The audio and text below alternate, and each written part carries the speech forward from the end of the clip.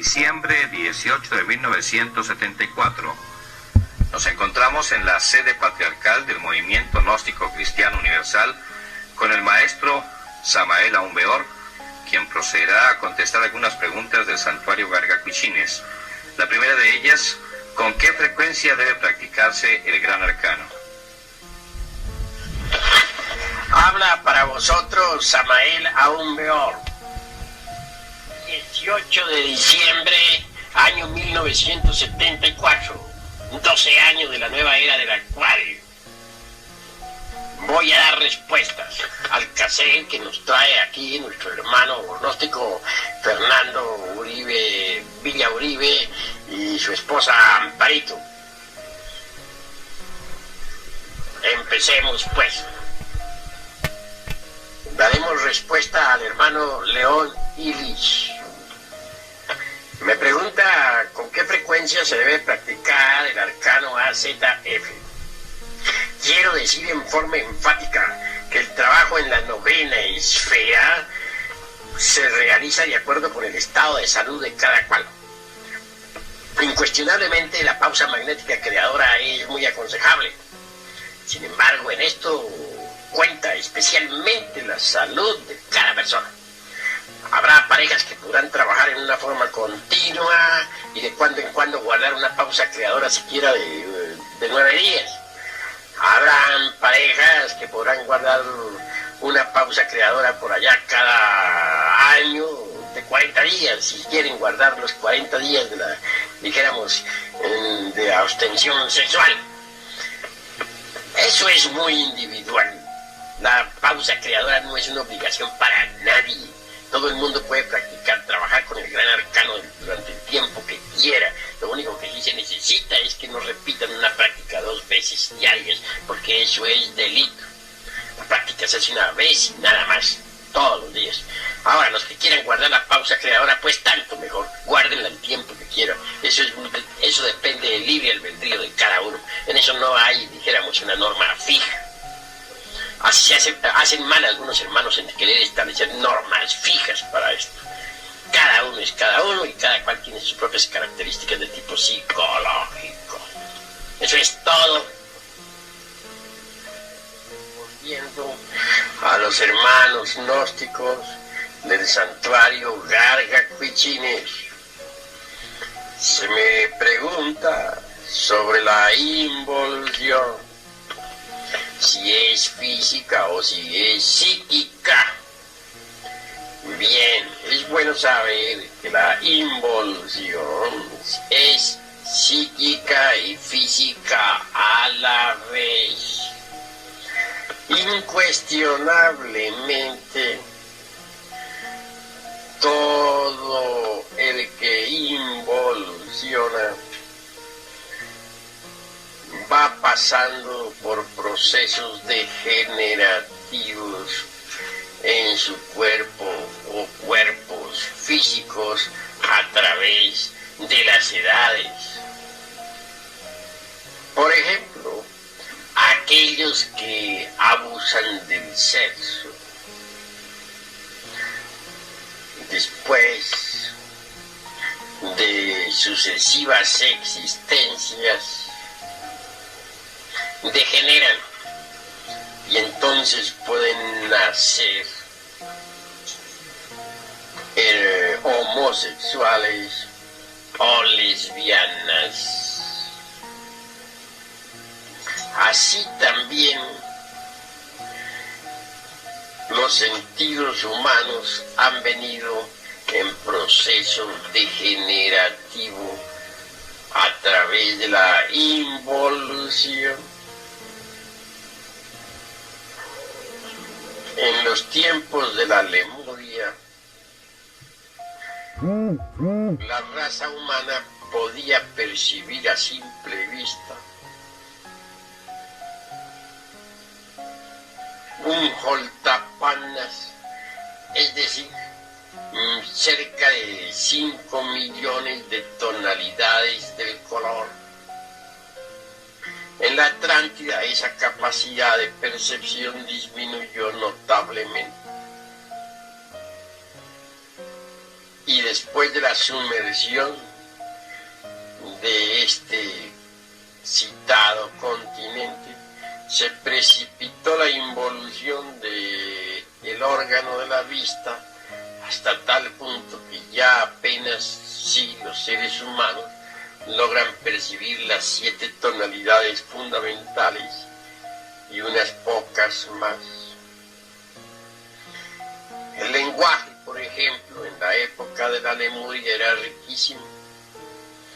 Cualquier ser humano podía usar y pronunciar correctamente 300 consonantes y 51 vocales. A través de los tiempos, la capacidad ablativa fue disminuyendo y hoy apenas sí se pueden usar las letras del alfabeto. Así pues que todos los sentidos del ser humano han venido degenerando conforme sus estados psicológicos han involucionado. Alguna vez dije algo sobre un rey muy famoso que conocí en la época hiperbórea. Dicho sujeto se precipitó por la senda de la involución. Por último, tomó un cuerpo físico de simio, orangután o chimpancé. Obviamente este será su último cuerpo físico. Luego entrará en los mundos infiernos a involucionar dentro de las entrañas de la tierra. Algunos hermanitos se han confundido con esto del chimpancé. Yo no veo motivo para que se confundan. Téngase en cuenta que el chimpancé y en general todos los simios son sencillamente humanos degenerados. No hay nada pues de extraño en que aquel rey involucionante sea hoy un simple chimpancé, un humanoide, un simio que se encuentra en el umbral de los mundos infiernos. Claro, este es un karma muy especial para él. No quiero decir con esto que todos los que involucionan tengan que volverse en changos o chimpancés o simios o como se les quiera llamar. Este es un caso muy especial para él desde el punto de vista kármico. Se necesita cierta elasticidad de los hermanos en la mente para poder capturar, aprender estas cosas. Hasta aquí la explicación, pues. En todo caso, antes de continuar dando nuevas respuestas, diré que el citado chimpancé está en las 108 existencias. Quiero decir que la existencia de chimpancé o simio de aquel antiguo monarca corresponde hoy en día a sus 108 vidas. Creo que hasta aquí está bien explicado y los hermanos han entendido. Escucho otra pregunta relacionada con el factor morir y se me pide pues toda una conferencia. Tengo sin embargo que aclarar que en este cassette donde estamos contestando preguntas, una conferencia resultaría demasiado larga. Además me parece que ya está bastante explicado el tema en libros como El misterio del áureo florecer y también en esa última obra mía, o penúltima para ser más claro, titulada Si hay infierno, si hay diablo, si hay karma. Que hay que estudiar esas obras porque ahí está toda la explicación. Ahora bien, lo importante, mis estimables hermanos, es autoobservarse uno a sí mismo para conocerse. Incuestionablemente el sentido de la autoobservación se haya atrofiado en la raza humana, Pero conforme se vaya usando tal sentido, se irá desarrollando. Y así se va uno autoconociendo. Platicaba hace un rato durante la cena esto con nuestro hermano Villa. Y le decía que uno vive más en los mundos internos que en el mundo externo. Porque nuestros pensamientos, emociones, anhelos, sentimientos, etcétera, etcétera, son invisibles a simple vista, son internos. También le estaba diciendo algo a él sobre el particular, aconsejándole conocer sus propios mundos interiores. Obviamente, si uno conoce sus propios mundos internos, pues puede conocer también los mundos internos de los demás y conocer los mundos internos del planeta Tierra y del sistema solar y de la galaxia en que vivimos. Cuando se trata de eliminar los elementos indeseables que cargamos en nuestro interior, pues se necesita cierto orden, cierta didáctica. Obviamente, cualquier yo psicológico, sea el de la ira, o el de la codicia, o el de la envidia, o el del orgullo, o la pereza, o la gula, etc., se manifiesta siempre en forma diferente en cada uno de los tres centros llamado intelecto, emoción y motor instintivo sexual. Es decir, en la mente un yo actúa en cierta forma, en el corazón, donde está el centro emocional, actúa en otra forma, y en el centro motor en otra forma diferente.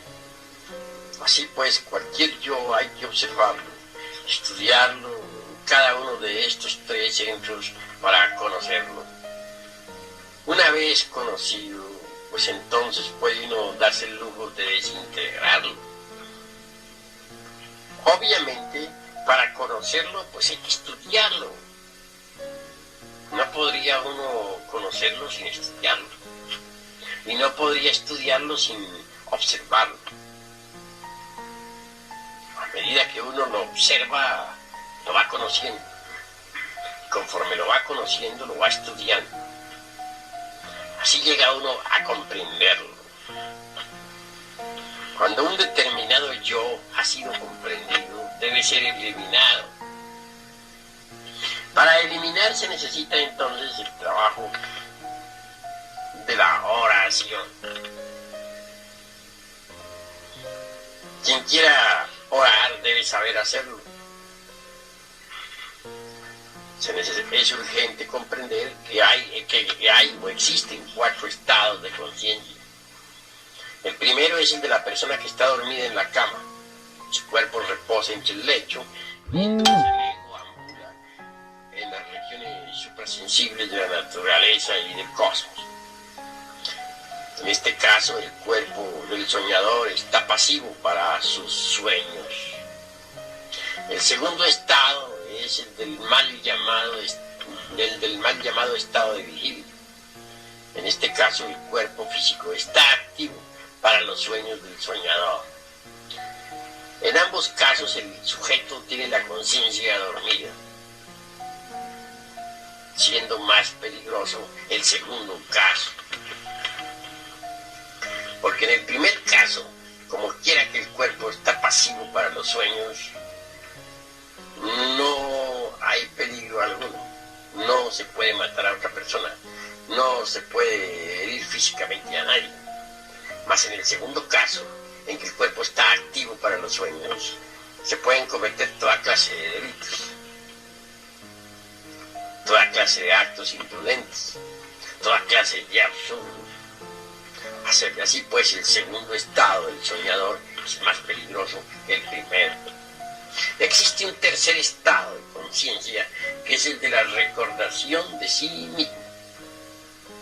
Cuando uno se acuerda de sí mismo, de su propio ser, toda la sucesión de pensamientos y emociones mecánicas queda detenida en suspenso.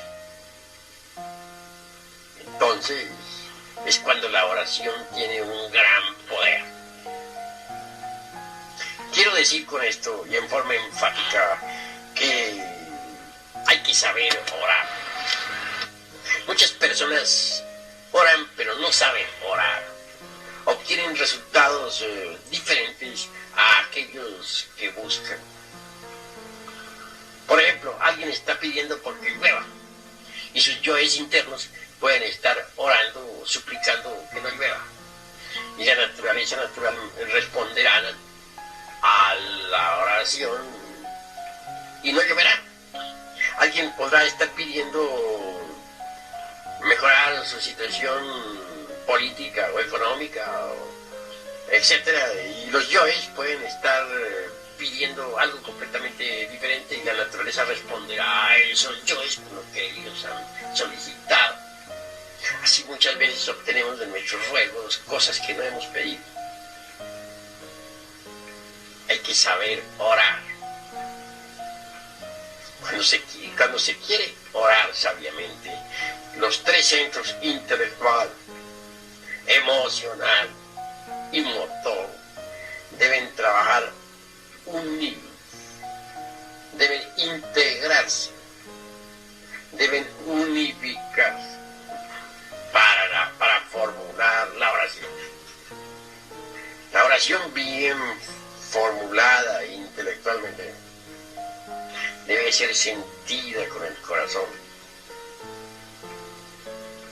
y puesta en acción, dijéramos, con el centro motor. En este caso el resultado será maravilloso. Pero para que la oración produzca sus efectos favorables y no desfavorables, tiene que hacerse desde un tercer estado de conciencia, que es el de la recordación de sí mismo, de su propio ser. Cuando uno ora desde el tercer estado de conciencia, obtiene respuesta satisfactoria a sus ruegos. La Madre Divina Kundalini Shakti es, dijéramos, una parte de nuestro propio ser, pero derivado.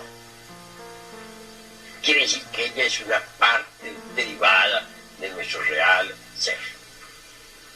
Y si se le suplica como es debido, se obtendrá la respuesta. Entonces ella podrá desintegrar aquel yo que hemos estudiado, que hemos comprendido, que hemos conocido. Una vez desintegrado ese yo, aquella fracción de la esencia de la conciencia que estaba embutida, embotellada en ese yo, queda liberada. Así es como vamos nosotros liberando conciencia. Así es como vamos despertando de instante en instante, de momento en momento. Solo con la muerte adviene lo nuevo.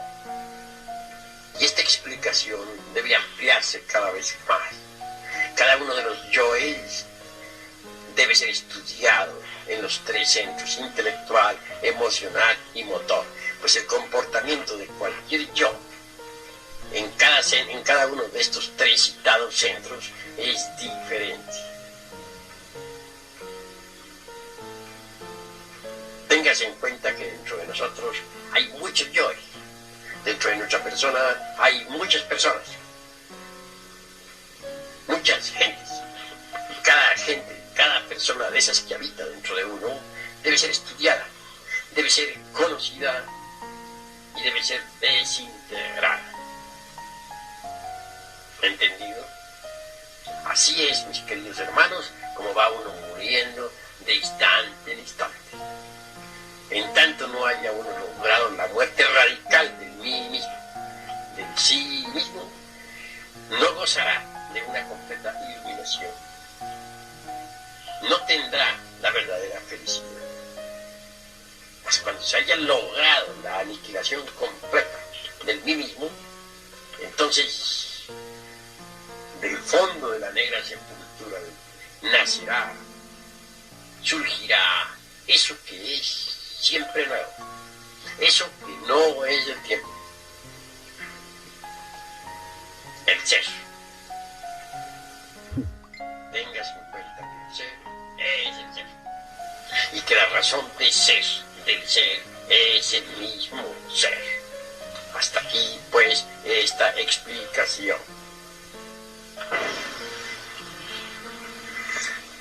Se me piden técnicas para la meditación. Ciertamente, y en nombre de la verdad, no puedo menos que sorprenderme de esta solicitud, porque en todos los mensajes de Navidad de años pasados enseñamos las más diversas técnicas para la meditación. Hay mensajes de Navidad seguidos de años atrás donde hemos venido explicando toda la ciencia de la meditación. En el misterio del áureo florecer enseñamos la meditación. Ahí está explicada con todos sus puntos y señales. Y antes de esa obra del misterio del áureo florecer, en los mensajes de Navidad de años anteriores, se vino enseñando detenidamente la meditación. Más aún, vinimos insistiendo demasiado, si se quiere, en la práctica de la meditación.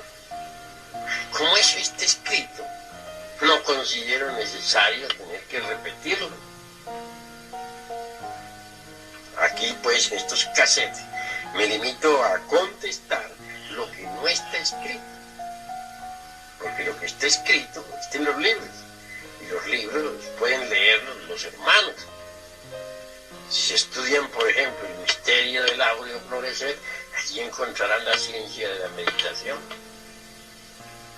Y si estudian los mensajes de Navidad de años anteriores, antes de escribir el misterio del áureo florecer, allí encontrarán las técnicas de la meditación. Así pues, no veo necesario repetir lo que ya he dicho en todos los libros.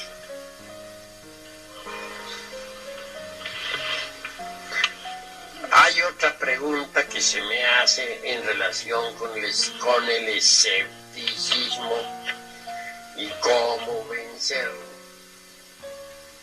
Con el mayor gusto daré respuesta a esta pregunta.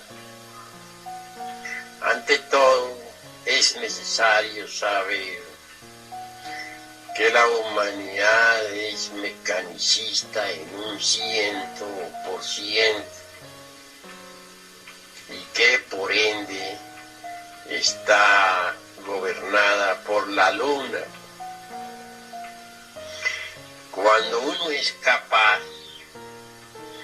de detener la corriente de asociaciones mentales y emocionales,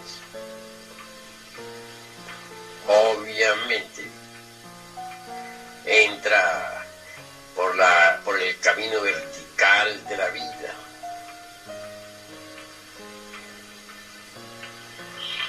Cuando uno es capaz de eliminar las emociones negativas que tanto ensucian la mente, se va libertando poco a poco de la influencia lunar, que como ya dije es mecanicista, y va avanzando por la senda vertical de la vida. A medida en que uno se va libertando de la influencia lunar, porque va eliminando las emociones negativas, pasa por distintos rayos planetarios. Y cuando uno por último es capaz de eliminar en un 100% las emociones negativas, además, cuando uno ha liquidado el ego, lo ha reducido a cenizas, Obviamente entonces ya queda bajo la influencia solar.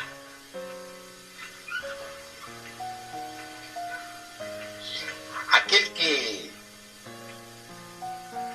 se ha autorrealizado completamente, obviamente posee eso que se llama inteligencia solar. El animal intelectual equivocadamente llamado hombre todavía no se ha asimilado la inteligencia solar. Necesita morir en sí mismo y crear los cuerpos existenciales superiores del ser para poder asimilarse la inteligencia solar. Solo cuando uno ya posee la inteligencia solar, el escepticismo ha sido eliminado, porque la fe pertenece a la inteligencia solar. La fe es un poder solar.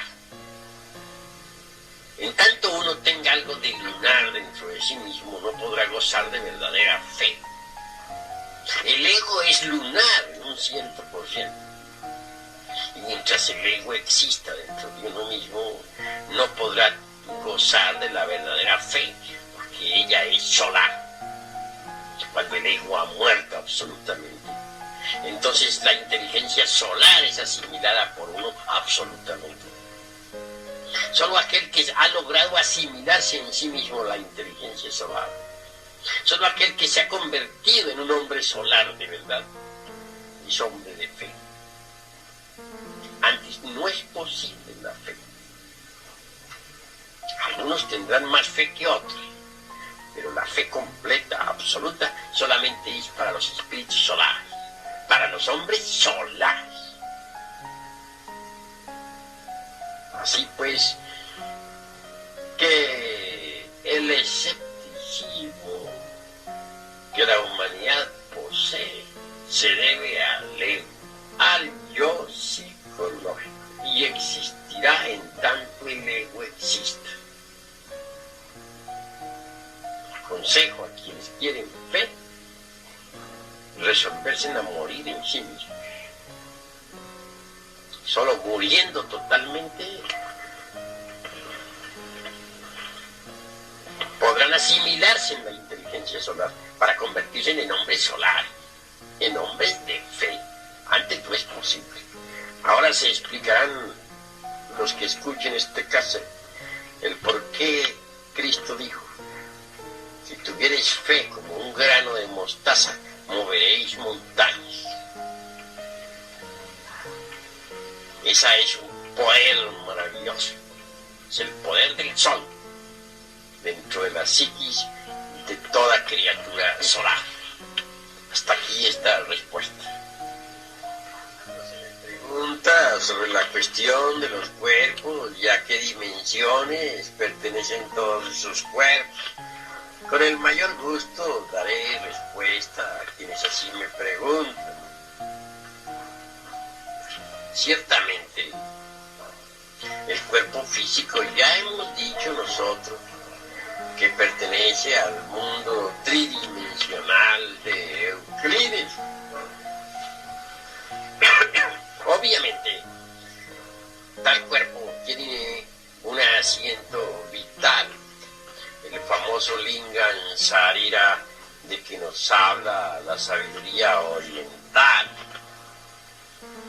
Dicho vehículo vital corresponde a la cuarta vertical. En cuanto al cuerpo quetzjano o cuerpo astral, está ubicado en la quinta dimensión.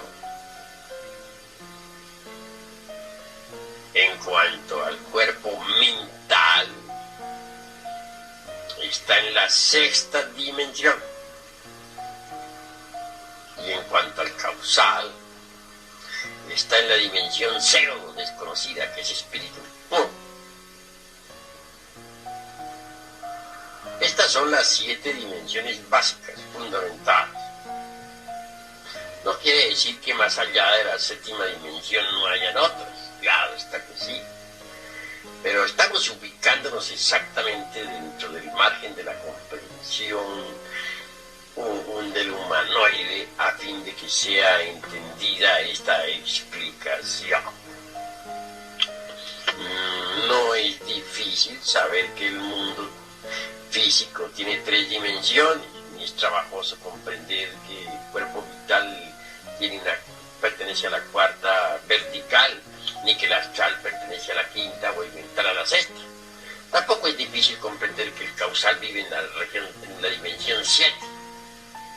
Si siguiéramos de ahí para arriba, llegaríamos al Buddhi en la región 8ª o dimensión 8ª, y al Atman en la dimensión 9ª. Tendríamos entonces 9 dimensiones bien establecidas desde este punto, a fin de ser comprendidas. Bastante variada, y tiene muchos fondos y trasfondos. Me limito pues a hablar en forma, dijéramos, concreta y efectiva, para que los que escuchen este cassette lo entiendan de verdad. Hasta aquí pues. Preguntas sobre cuerpos lunares, cuáles son los cuerpos solares y cómo se forman. Bueno, quiero que me entiendan que esa cosa de cuerpos lunares pues realmente debe ser explicada. La hemos usado en una forma meramente figurativa y nada más. Porque el ego es el ego. Lo que tiene cualquier persona no es más que un montón de diablos adentro en su interior, y eso está. Desgraciadamente la esencia, que es lo más decente que poseemos, está embotellada, enfrascada, embutida entre ese montón de diablos que constituyen el ego. Ahí no hay cuerpos de ninguna especie, ni nada por el estilo. Que dijéramos, el demonio del deseo se parezca al cuerpo, a un cuerpo, dijéramos, lunar, es un parecido meramente figurativo, porque hay varios demonios del deseo. Que el demonio de la mente se parezca a tal o cual cuerpo mental, es un parecido, porque realmente son muchos los demonios de la mente que hay.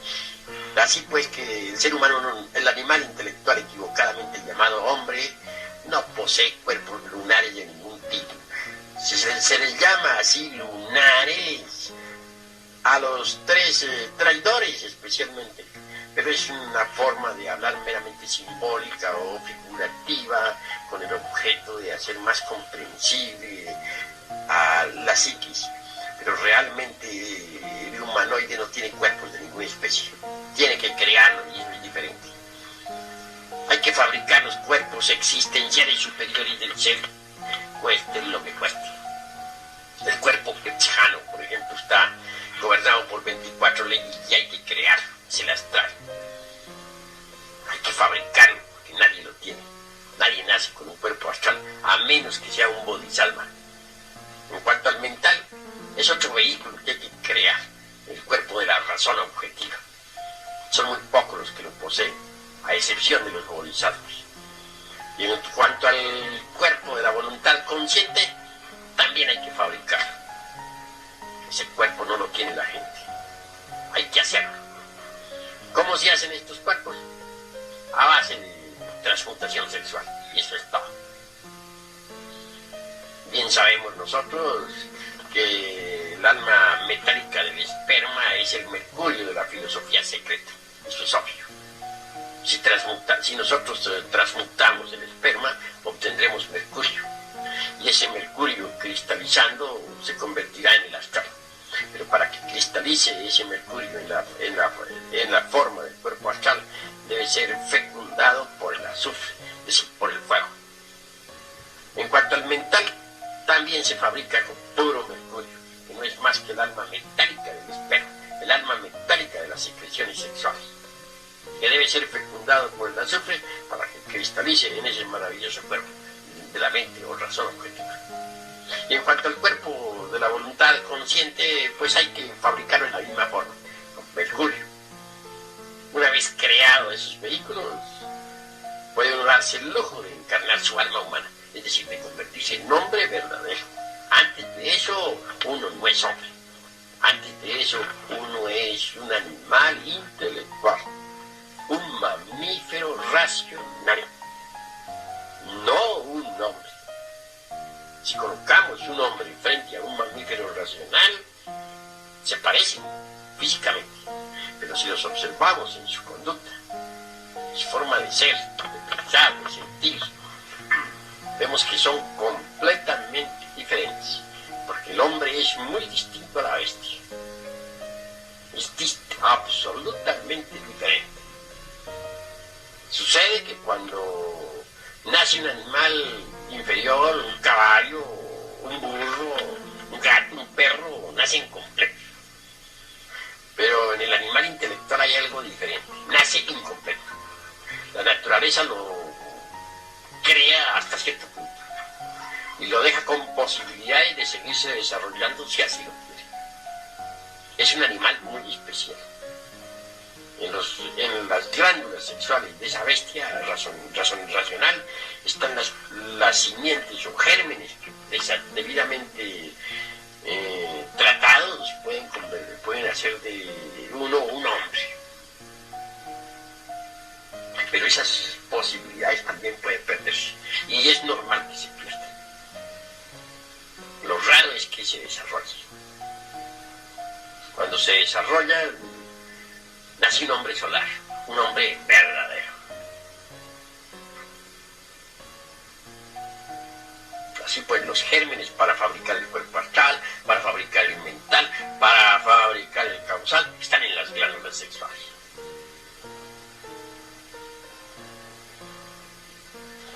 El animal intelectual ofrece magníficas posibilidades, porque puede formarse dentro de él un hombre. Y es interesante que se forme un hombre dentro del animal intelectual. Así como dentro de la crisálida se forma la mariposa, así también dentro del animal intelectual puede formarse un hombre. Para que el hombre se forme, es necesario crear los cuerpos existenciales superiores del ser. Eso es lo fundamental. Hasta aquí, pues, esta respuesta. Se me pregunta, ¿cuál es la causa causal de la existencia? El motivo por el cual existimos. Claro está, que daremos respuesta a esta pregunta, o a estas preguntas. Ciertamente, debemos considerar al animal intelectual equivocadamente llamado hombre como una creación muy especial. La gran vida universal, la vida planetaria, necesita entrar en este mundo físico de las 48 leyes. Mas ciertamente es difícil el paso de las fuerzas cósmicas planetarias desde los mundos superiores al mundo exclusivamente físico, terrestre, para que las fuerzas de los mundos puedan entrar en este planeta Tierra.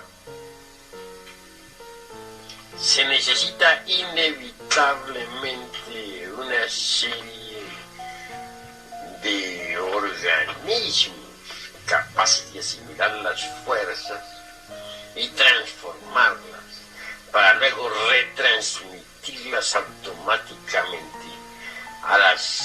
al interior del organismo planetario.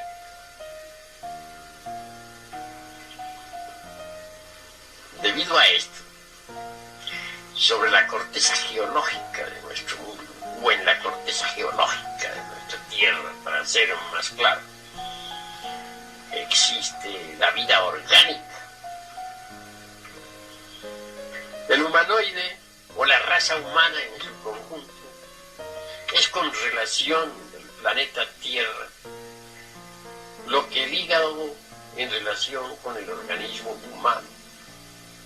Me atrevería a pensar que la raza humana es el hígado del planeta Tierra. Asimila las fuerzas planetarias, las digiere y luego las retransmite a las entrañas de la Tierra. Por eso existe la raza humana. No quiero decir que las otras plantas y los otros reinos de la naturaleza no tengan el mismo objetivo. Es claro que sí. En general, toda la vida orgánica que existe sobre la epidermis de la Tierra tiene ese objetivo. Hay plantas que asimilan determinadas fuerzas de la misma Tierra para retransmitirlas transformadas a la misma Tierra.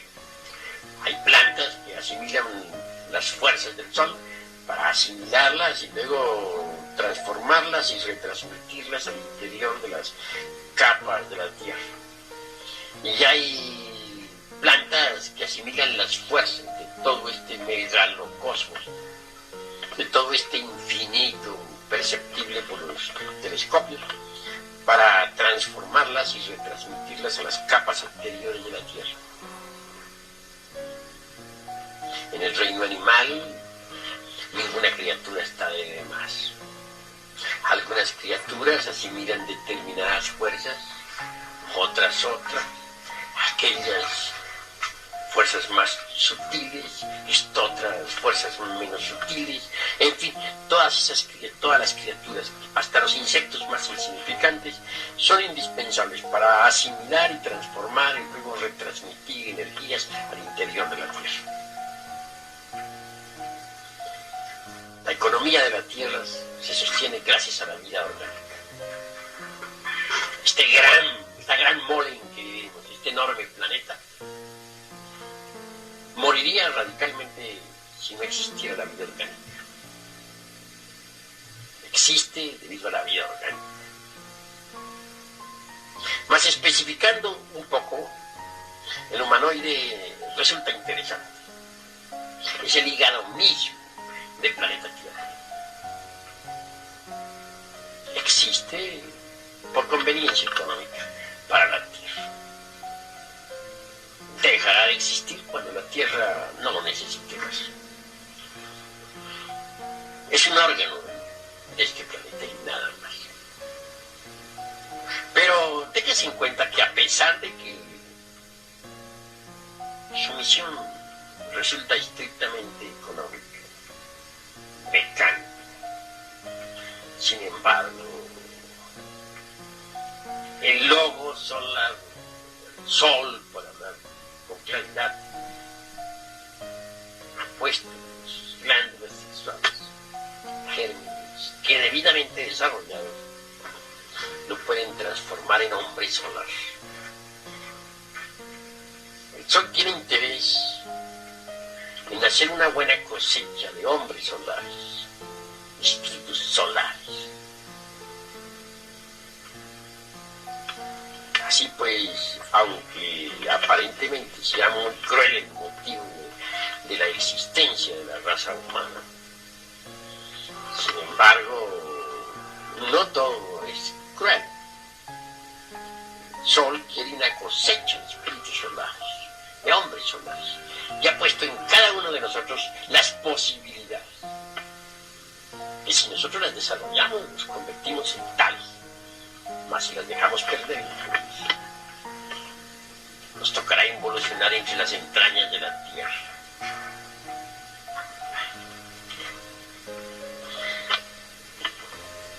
Cuando una raza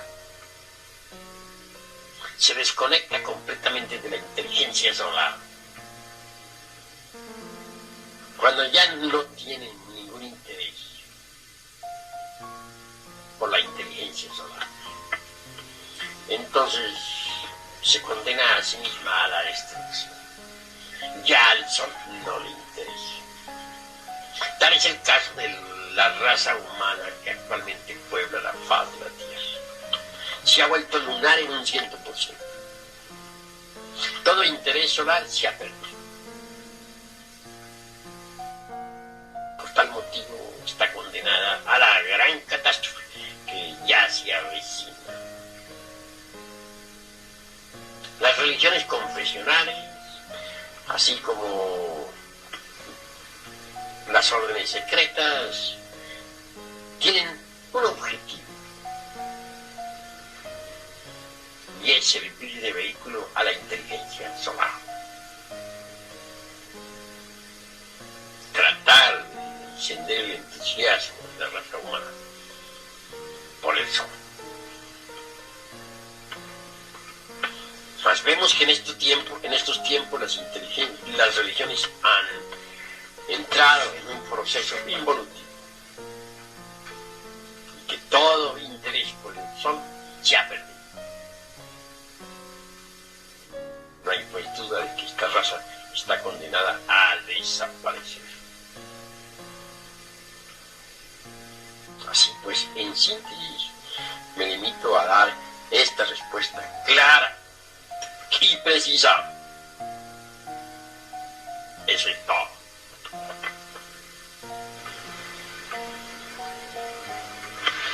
Se me pregunta también algo sobre el retorno y cuál es la causa por la cual existe el retorno.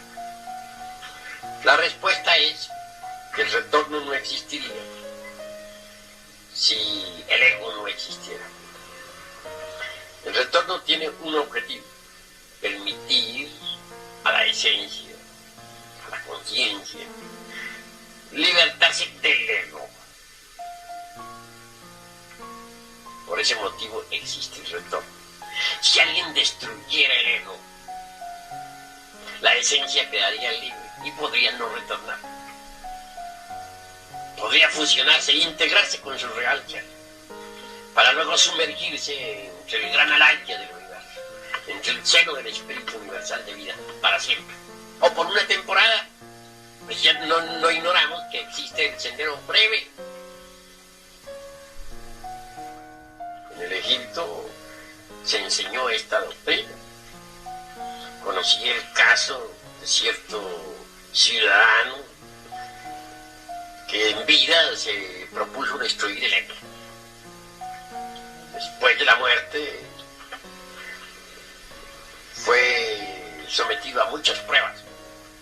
Permaneció sereno ante el huracán del karma, ante las tempestades. No buscó refugio en ninguna parte. Pasó más allá de las simpatías y de las antipatías. Fue capaz de cerrar matrices. Permaneció impasible ante los demonios. El mismo Padre Madre le sometió a pruebas y permaneció sereno. Por último, entró en un reino donde fue instruido y su divina madre Kundalini le ayudó a eliminar los residuos del ego que todavía existían en él. Mucho más tarde, después de desintegrado el ego, Salma, fusionada con su mónada divina, se sumergió entre el seno del espacio. No quiero decir que se haya liberado como maestro. No alcanzó a fabricar los cuerpos existenciales superiores del ser. Únicamente se retiró del escenario cósmico, convertido en un simple Buda elemental. Y eso es todo, quedando con las puertas abiertas por si desea regresar para trabajar en su autorrealización. Es posible que esa alma regrese después del gran cataclismo, en la futura edad de oro, para ingresar en una escuela de misterios, fabricar los cuerpos existenciales superiores del ser y autorrealizarse. En el México antiguo también muchas almas se metieron por el sendero breve e ingresaron en el Tlalocan, el paraíso de Tlaloc. Aguardan que pase esta edad negra y después del gran cataclismo se reencarnarán para ingresar en alguna escuela de misterio, fabricar sus cuerpos existenciales superiores y autorrealizarse. Algunas otras almas prefieren quedarse simplemente como elementales, entre el seno de la gran realidad. Ese es el sendero breve. Mas cuando se tiene un ego hay que estar retornando. Incesantemente. La naturaleza no tiene mucho interés en que nosotros nos autorrealicemos. La autorrealización íntima de nosotros es contraria a los intereses de la naturaleza. Y por ello, ella dispone de armas tremendas con las cuales puede combatir. Así pues que, mientras se tenga ego hay que retornar. Eso es obvio. Se me pregunta también, ¿por qué existe Dios? Bueno, hay que entender ante todo qué cosa es eso de Dios. Porque si pensamos que Dios es un ser antropomórfico, algo así al estilo del Jehová bíblico, un tirano sentado allá en una silla de ignominia detrás de las nubes, lanzando rayos y centellas contra este triste hormiguero humano, pues francamente eso es absurdo. Ese Dios no es más que un ídolo del intelecto, de la mente. La palabra Dios hay que saberla entender. En el francés es Deus, en el latín es Deus, en el griego es Theo, pero en el sánscrito es Div. Y Div es Deva. Y Devas hay muchos, legión de Devas o legión de ángeles. Deva y Elohim es lo mismo. Los Devas son los Elohim. Así pues, Dios es el ejército de los Elohim, o el ejército de la palabra. Eso es lo que se entiende por Dios, un ejército. En el fondo mismo de nuestra conciencia, más allá de lo que normalmente conocemos, tenemos una chispa inmortal, divina, eternal. Ese es Dios. Cuando tal chispa se autorrealice, cuando llegue a la maestría, ingresará en ese ejército de la palabra. Ese es Dios. Pero si me hablan de un Dios allá sentado en un trono de ignominia, lanzando rayos y centellas contra este triste hormiguero humano, eso no es Dios, eso es un ídolo. Distíngase pues entre lo que es la divinidad y lo que es la idolatría, que son diferentes. Pensemos en Dios como en un ejército. Si se pregunta por qué existe, la palabra existir resulta muy accidental. Mas si se me pregunta por qué es, ya cambia todo. Porque hay que distinguir entre existir y ser. El Elohim que cada cual lleva en su interior, aunque no lo tenga encarnado, porque ni remotamente está preparado para encarnarlo. Sin embargo, está más allá de la existencia. Es el ser. Es. Una cosa es ser y otra cosa es existir. Dios es lo que siempre ha sido y lo que siempre será. Está más allá de los accidentes de la existencia. Aconsejo a los que escuchen este casete que se estudien a fondo el capítulo titulado Antropología Gnóstica. En mi libro La Doctrina Secreta de Anáhuac, que en estos momentos está saliendo de imprenta. Ahí encontrarán una respuesta concreta, amplia, exacta a su pregunta. No está de más ampliar la respuesta que he dado en este cassette en relación con la existencia de Dios. Moisés le rindió culto a aquella deidad que se llama Elohim. Elohim. Distíngase entre Elohim y Elohim. Elohim es el eterno Padre cósmico común, el uniexistente, la infinitud que todo lo sustenta, el omnimisericordioso, el omnipresente. No tiene figura ni se puede burlar, no tiene forma. Es lo que siempre ha sido, lo que siempre será. es el espacio abstracto, absoluto, incondicional y eterno. La divinidad incognoscible y sin nombre, ante la cual se arrodilla el ejército de la gran palabra. El eterno Padre cósmico común es uno con el espacio abstracto, absoluto, sin límites, incondicional y eterno. Podemos nosotros recibir mensajes de los dioses santos. Hemos escuchado la palabra de los divinos, pero la seidad incognoscible pura está más allá de los dioses. Todos se arrodillan ante Elohim, Sat, el inmanifestado. Algo se me pregunta sobre la vida privada del gran Kabir Jesús. Ciertamente no me explico cómo se quiere saber, o el derecho que asiste a algunos hermanos, como para investigar la vida ajena. Sin embargo, con el mayor placer daré respuesta con 4 palabras, con unas pocas palabras sencillas. Lo que nos debe interesar a nosotros es, ante todo, saber qué cosa es Jesús. Existe el Jesús histórico, el gran Kabir, que enseñó la doctrina, pero a nosotros nos debe interesar, sobre todo,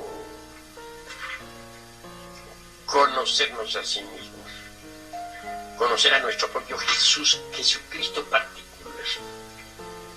Ese Jesús, ese niño de oro de la alquimia sexual que carga la divina madre Kundalini en sus brazos, es lo que nos interesa. Ese logos que se humaniza, que penetra en un vientre materno y que nace, pues, por obra y gracia del Espíritu Santo. Que más tarde ese segundo logos, ese Jesús particular, venga al establo del mundo y penetre en un cuerpo de carne y hueso. También eso es muy cierto. Digo en todo caso lo que he experimentado por mí mismo, ¿no? Un 27 de octubre ese espíritu solar pudo nacer en mi establo lleno de animales, los animales del desierto.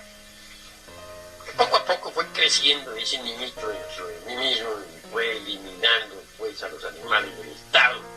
Es cierto que vivió dentro de mí mismo todo el proceso del drama cósmico, es verdad. Así pues, mis queridos hermanos, lo que nos interesa es el Jesús particular. A la vida del gran Kabir, pues es muy sagrada y francamente no debería interesarnos, no deberíamos nosotros meternos a averiguar vidas ajenas, ¿no? Máxime cuando se trata de la vida del gran Kabir. En todo caso, quiero decirles a ustedes que él pasó por donde tiene que pasar todo iniciado. Él tuvo que encarnar al niñito de oro de la alquimia sexual dentro de sí mismo. Él tuvo que trabajar con su sacerdotisa. El niñito fue creciendo y creciendo y viviendo todo el drama cósmico dentro de sí mismo hasta que pasó por la muerte y la resurrección. Lo último que hace el Cristo íntimo dentro del corazón de un hombre es matar a la muerte para que entonces resucite los principios anímicos y espirituales en el Cristo íntimo. El Cristo con su muerte mata a la muerte. El Cristo como Salvador en el corazón del hombre me parece que es más importante que la vida privada del gran maestro. El Cristo como Salvador de nosotros se hace dueño, se hace amo, dijéramos, se hace cargo de todos nuestros procesos mentales, del deseo, de la emoción, del sexo, etcétera, etcétera, etcétera. Va eliminando los elementos infrahumanos que cargamos en nuestro interior, vive todo el drama cósmico en nuestro propio corazón y al fin resucita en nosotros mismos. Cuando Él resucita en nosotros, nosotros resucitamos en Él y nos convertimos en dioses.